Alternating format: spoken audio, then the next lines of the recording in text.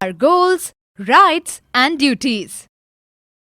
We would learn about our goals, what are our rights and duties. We would learn about our Constitution preamble, election, process, election commission, political parties and importance of voting. On 15th August 1947, India gained its independence from the Britishers.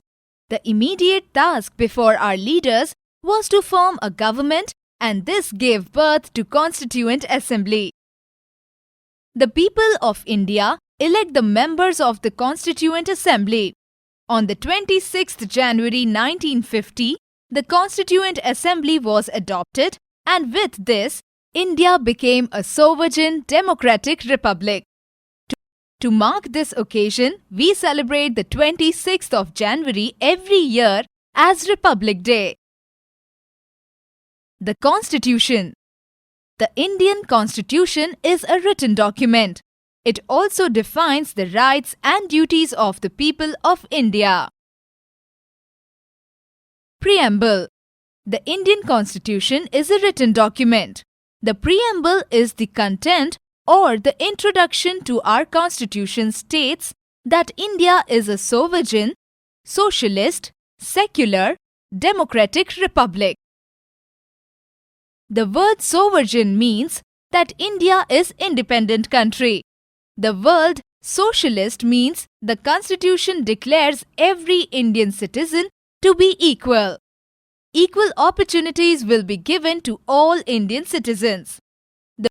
The word secular means that no religion will be given more importance over other in India. India has a democratic form of government. Every person above the age of 18 has the right to vote. It is a government of the people, by the people and for the people. Our fundamental rights.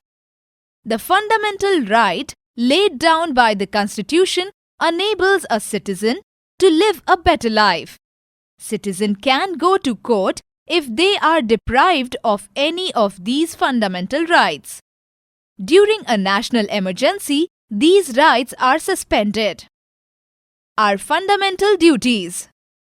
The people of India also have certain fundamental duties towards the country, the society, and towards other individuals. The Constitution also follows some of these duties: to honor the national flag and anthem, to defend the country, to protect national property, etc. The directive principles are only guidelines or directions for the government to function better for the welfare of the people. If they are violated, citizens cannot go to court for redressal. Some important ones are: to provide work for all men and women, to provide free and compulsory education for all children up to 14 years of age, to provide equal wages for equal work. Elections. In India, the people elect their own leader who form a government and run the country. The process of electing a leader is known as election.